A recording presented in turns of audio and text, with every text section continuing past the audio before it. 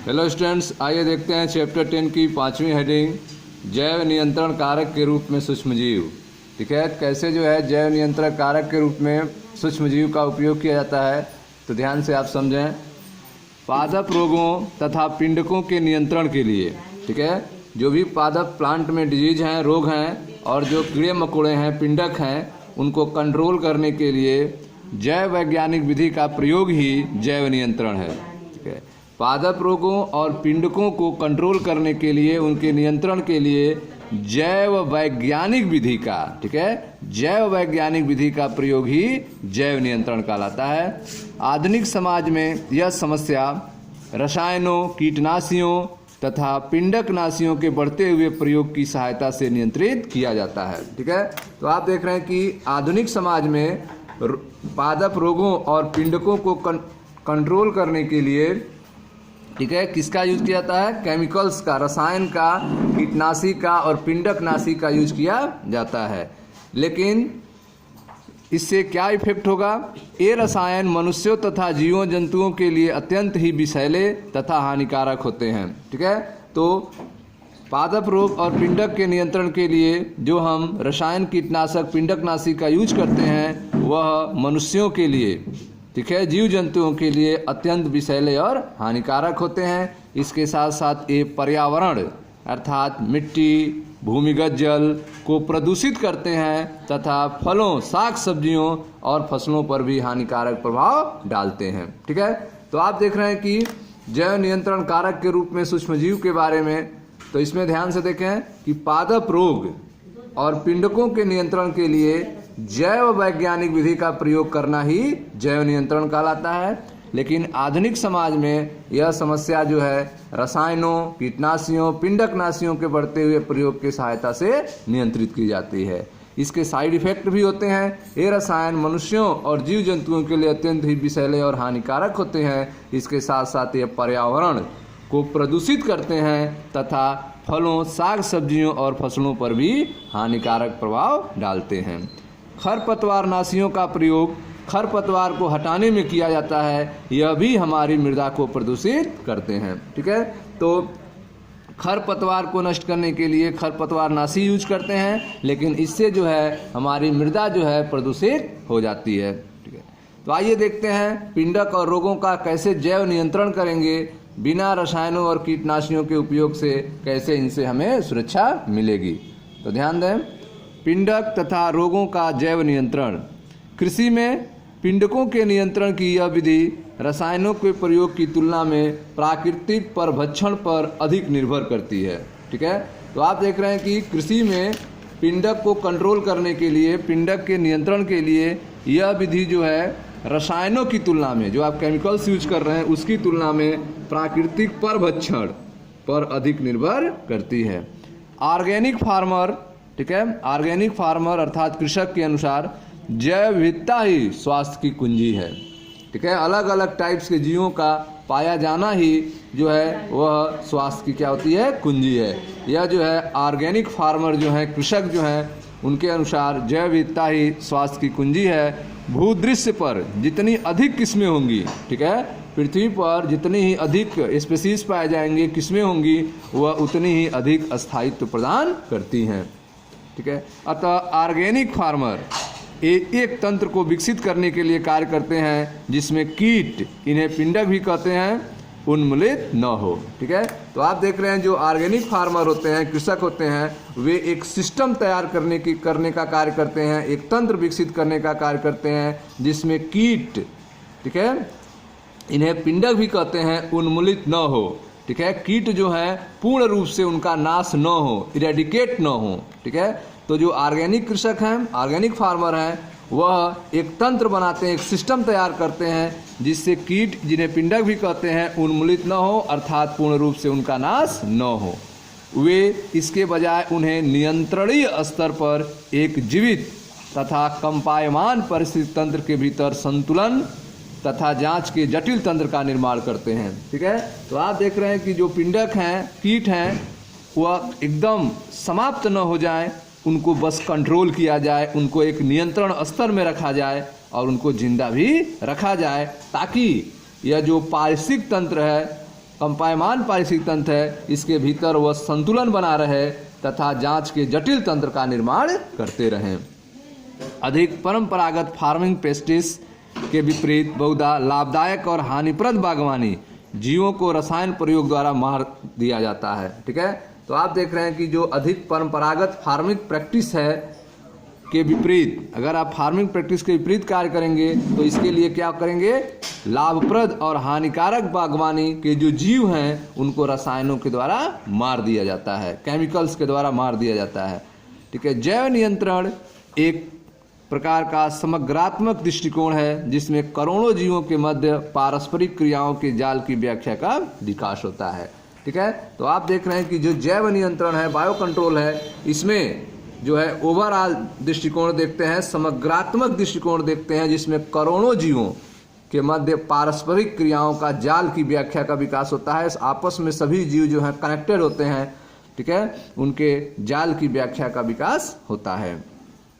ठीक है, खेत प्राणी जात, ठीक है, जिन्हें फौना कहते हैं, जो खेतों में पाए जाते हैं प्राणी जो समूह होते हैं उनको फैना कहते हैं, तथा पेड़ पौधे इनको फ्लोरा कहा जाता है, का निर्माण करते हैं। तो प्राणी जात जो है वो फौना का निर्माण करेंगे, उनके समूह को फौना कहेंगे, और पेड़ पौधों को फ्लोरा कहेंगे। ऑर्गेनिक फार्मर हैं, जो कृषक हैं, ऑर्गेनिक खेती करने वाले हैं, में बहुधा एक दृष्टिकोण विकसित हो जाता है, जैसे कि जीवों का उन्मूलन, जीवों का एकदम उन्मूलन कर देना, पूर्ण रूप से समाप्त कर देना, जिन्हें बहुधा पिंडक भी कहा जाता है, उनका उन्मूलन केवल असंभव ही नहीं बल्कि अवांछनीय भी है।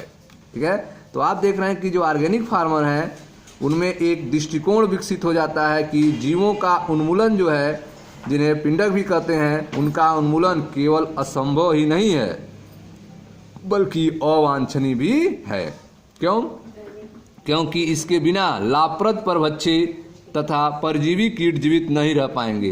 ठीक है, इसके बिना जो है जो लाभप्रद परभक्षी हैं और परजीवी हैं, कीट हैं, वे जीवित नहीं रह पाएंगे। क्यों? क्योंकि वह पिंडकों पर अपने पोषण और भोजन के लिए आश्रित होते हैं। ठीक है, वे जो पिंडक हैं उन्हीं पर भोजन के लिए आश्रित रहते हैं, जिसके कारण जो है लाभप्रद परभक्षी और परजीवी कीट भी समाप्त हो जाएंगे पिंडक के समाप्त होने के कारण।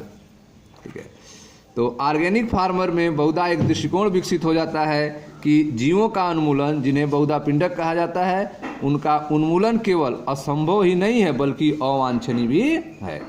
इसके बिना लाभप्रद परभक्षी तथा परजीवी कीट जीवित नहीं रह पाएंगे, जो पिंडकों पर अपने पोषण और भोजन के लिए आश्रित होते हैं। ठीक है, इस प्रकार जैव नियंत्रण विधि से विषाक्त रसायन और पिंडक नाशियों पर हमारी जो आश्रितता है वह काफ़ी हद तक घट जाएगी। ठीक है, तो आप देख रहे हैं कि जैव नियंत्रण विधि से हमारी जो विषाक्त रसायनों का, जहरीले रसायनों का और पिंडकनाशियों का जो आश्रितता है, जिस पर हम निर्भर हैं, उसकी मांग जो है घट जाएगी। जीव विज्ञानी फार्मिंग के उपवन अर्थात प्रस्ताव का महत्वपूर्ण भाग विभिन्न जीवन के रूपों में परिचित होता है। जीव विज्ञानी जो है वह फार्मिंग के उपवन का महत्वपूर्ण भाग विभिन्न जीवन के रूपों से परिचित होता है। जैसे देखें, खेतों को परभक्षी तथा पिंडकों द्वारा उनके जीवन चक्र, आहार ग्रहण करने की विधि तथा वास स्थान। ठीक है, खेतों को परभक्षी तथा पिंडकों द्वारा उनके जीवन चक्र, आहार ग्रहण करने की विधि तथा वास स्थल के रूप में पसंद किया जाता है।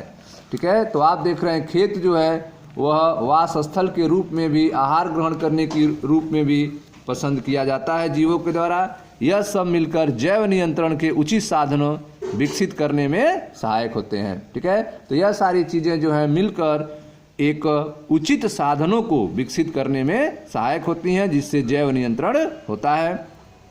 आइए देखते हैं कैसे। जाना पहचाना भृंग, जिसे बीटल कहते हैं, जिन पर लाल और काली धारियाँ पाई जाती हैं। ठीक है, तो जो जाना पहचाना भृंग है जिसका नाम है ब्रिटल, जिसे ब्रिटल कहेंगे, उस पर काली धारियाँ और लाल धारियाँ पाई जाती हैं, जहाँ व्याध पतंग अर्थात ड्रैगन फ्लाई क्रमशः एम्फिडो और मच्छरों को छुटकारा दिलाने में अत्यंत ही लाभप्रद है। ठीक है, तो आप देख रहे हैं कि जो ड्रैगन फ्लाई होता है, व्याध पतंग होता है, वह एम्फिडो और मच्छरों से छुटकारा दिलाने में अपनी महत्वपूर्ण भूमिका निभाता है, अतः यह लाभप्रद है। परंतु जहाँ तक सूक्ष्मजीवी जैव नियंत्रण कारकों का प्रश्न है, कैसे जो है माइक्रो ऑर्गेनिज्म के द्वारा कंट्रोल करेंगे, जैव नियंत्रण करेंगे, तो देखें यहाँ पर जहाँ तक सूक्ष्मजीवी जैव नियंत्रण कारक प्रश्न है वहाँ बैक्टीरिया बैसिलस थुरिनजेंसिस का प्रयोग बटरफ्लाई कैटरपिलर के नियंत्रण में किया जाता है। ठीक है, तो अगर सूक्ष्म जीवों के द्वारा जैव नियंत्रण किया जाए तो इसके लिए बैक्टीरिया बैसिलस थुरिनजेंसिस, जिसे शार्ट में बीटी भी कहते हैं, का प्रयोग जो है बटरफ्लाई कैटरपिलर को कंट्रोल करने में किया जाता है। कैसे कंट्रोल करते हैं देखें ध्यान से। शुष्क बीजाणु, ठीक है, सूक्ष्म बीजाणु अर्थात स्पोर्स सुगंधीय थैली के रूप में उपलब्ध रहते हैं। जो शुष्क बीजाणु होते हैं वे सुगंधीय थैली के रूप में उपलब्ध रहते हैं, जिन्हें पानी में मिला दिया जाता है और इस मिश्रण को दोषपूर्ण पादपों जैसे कि सरसों समूह, ब्रसिका तथा फल वृक्षों जिनकी पत्तियां कीट लार्वा द्वारा खा ली गई हैं उन पर छिड़काव किया जाता है। ठीक है, तो आप देख रहे हैं कि जो शुष्क बीजाणु हैं सुगंधीय थैली के रूप में उपलब्ध रहते हैं, जिन्हें पानी में मिलाकर इस मिश्रण को दोषपूर्ण पादपों जैसे कि सरसों समूह और फल वृक्षों जिनकी पत्तियां कीट लार्वा द्वारा खा ली गई हैं उनके ऊपर छिड़काव करते हैं। ठीक है, लार्वा के पाचन नली में टॉक्सिन निकलता है। ठीक है, जब वह लार्वा उन पत्तियों को खाएगा तो यह उनके शरीर में चला जाएगा। ठीक है, जब शरीर में चला जाएगा तो लार्वा के पाचन नली में टॉक्सिन निकलता है और लार्वा की मृत्यु हो जाती है। ठीक है, जीवाणुवीय रोग कैटरपिलर को मार देता है। तो इस तरह से देख रहे हैं कि आप जो है लार्वा के जब जो ही पाचन नली में टॉक्सिन पहुंचेगा तो लार्वा की मृत्यु हो जाएगी और दूसरे जीव प्रभावित नहीं होंगे। जीवाणुवीय रोग कैटरपिलर को मार देता है परंतु अन्य कीटों को हानि नहीं पहुंचाता है। लगभग पिछले दशक में आनुवांशिक अभियांत्रिकी के विधियों के विकास से वैज्ञानिक बैसिलस थुरिनजेंसिस टॉक्सिन जीन के पादपों में पहुंचा सके हैं। ठीक है, तो आप देख रहे हैं कि बैसिलस थुरिनजेंसिस टॉक्सिन जो है वह पादपों में पहुंचा दिया गया है। बैसिलस थुरिनजेंसिस टॉक्सिन को जीन को पादपों में पहुंचा सके हैं, जिसके कारण जो ही उस पौधे के पत्ती को, ठीक है, कैटरपिलर खाएगा तो वह उसके शरीर में चला जाएगा और वह मर जाएगा। ठीक है, तो आप देख रहे हैं कि बैसिलस थुरिनजेंसिस टॉक्सिन जीन को पौधों में पहुंचा दिया गया है। ऐसे पादप पिंडक द्वारा किए गए आक्रमण के प्रति प्रतिरोधी होते हैं। जब पिंडक जो है आक्रमण करता है, पौधों को खाता है, तो यह उसके शरीर में चले जाते हैं और पाचन नली में टॉक्सिन निकलता है, जिसके कारण उनकी मृत्यु हो जाती है। बीटी काटन इसका एक उदाहरण है, जिसे हमारे देश के कुछ राज्यों में उत्पन्न किया जाता है। ठीक है, इसके बारे में अधिक जानकारी आपको चैप्टर 12 में और बताएंगे। आगे देखें ध्यान से। जैव वैज्ञानिक नियंत्रण के तहत कवक ट्राइकोडर्मा का उपयोग पादप रोगों के उपचार में किया जाता है। ठीक है, तो जैव वैज्ञानिक नियंत्रण के तहत कवक जो है ट्राइकोडर्मा, इसका यूज जो है पादप रोगों के उपचार में किया जाता है। ट्राइकोडर्मा प्रजाति एक मुक्त जीवित कवक है। ट्राइकोडर्मा जो है वह प्रजाति एक मुक्त जीवित कवक है जो मूल पारिस्थितिक तंत्र में सामान्य रूप से पाया जाता है। ट्राइकोडर्मा जो है वह मूल पारिस्थितिक तंत्र में सामान्य रूप से पाया जाता है। इस ट्राइकोडर्मा कवक का उपयोग पादप रोगों के उपचार में किया जाता है। यह बहुत से पादप रोगजनकों के प्रभावशील जैव नियंत्रण कारक है। ठीक है, तो ट्राइकोडर्मा जो है वह बहुत से पादप के रोगजनकों के प्रभावशील जैव नियंत्रण कारक है।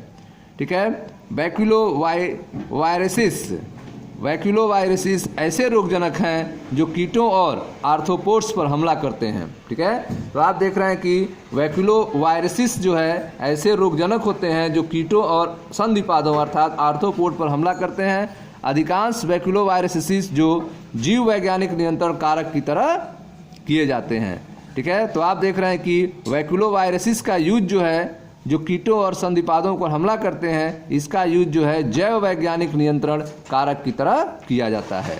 वे न्यूक्लियो पॉलीहाइड्रोसिस वायरस जीन्स के अंतर्गत आते हैं। ठीक है, तो वैक्यूलोवायरसिस जो है वह न्यूक्लियो पॉलीहाइड्रोसिस वायरस जीन्स के अंतर्गत आते हैं। यह विषाणु प्रजाति विशेष सक्रिय स्पेक्ट्रम कीटनाशी उपचारों के लिए अति उत्तम माने जाते हैं। तो आप देख रहे हैं कि यह विषाणु जो हैं वे प्रजाति विशेष संकरे स्पेक्ट्रम कीटनाशी उपचारों के लिए अति उत्तम माने जाते हैं। ठीक है, तो अधिकांश बैक्यूलोवायरसिस जो जैव वैज्ञानिक नियंत्रण कारक की तरह प्रयोग की जाते हैं वे न्यूक्लियो पॉलीहाइड्रोसिस वायरस जीन्स के अंतर्गत आते हैं और यह विषाणु विशेष प्रजाति सक्रिय स्पेक्ट्रम कीटनाशी उपचारों के लिए अति उत्तम माने जाते हैं। ऐसा प्रदर्शित किया जा चुका है कि इनका पादपों, स्तनधारियों, पक्षियों, मछलियों यहाँ तक कि लक्ष्य विहीन कीट पर किसी भी प्रकार का हानिकारक प्रभाव नहीं पड़ता है। ठीक है, तो आप देख रहे हैं कि इनके यूज से दूसरे जीव जो हैं प्रभावित नहीं होते हैं। यह विशेषकर तभी वांछनीय है जब लाभप्रद कीटों का संरक्षण किया जाए। ठीक है, ताकि समकालिक पिंडक प्रबंधन कार्यक्रम में सहायता हो सके अथवा संपूर्ण पारिस्थितिक सुग्राह्य क्षेत्र का उपचार हो। ठीक है, तो आप देख रहे हैं कि जो बैक्यूलोवायरसिस ऐसे रोगजनक हैं जो कीटों और आर्थ्रोपोड पर हमला करते हैं। अधिकांश बैक्यूलोवायरसिस जो जैव वैज्ञानिक नियंत्रण कारक की तरह यूज किए जाते हैं वे न्यूक्लियो पॉलीहाइड्रोसिस वायरस जीन्स के अंतर्गत आते हैं। ठीक, यह वायरस प्रजाति विशेष सक्रिय स्पेक्ट्रम कीटनाशी उपचार के लिए अति उत्तम माने जाते हैं और यह पादपों, स्तनधारियों, मछलियों, पंछियों यहाँ तक कि लक्ष्य विहीन कीट पर भी किसी भी प्रकार का हानिकारक प्रभाव नहीं डालते हैं। ठीक है, यह विशेषकर तभी वांछनीय है जब लाभप्रद कीटों का संरक्षण किया जाए ताकि समाकलित पिंडक प्रबंधन कार्यक्रम की सहायता हो सके अथवा संपूर्ण पारिस्थितिक सुग्राह्य क्षेत्र का उपचार हो सके। ठीक है स्टूडेंट्स, थैंक यू।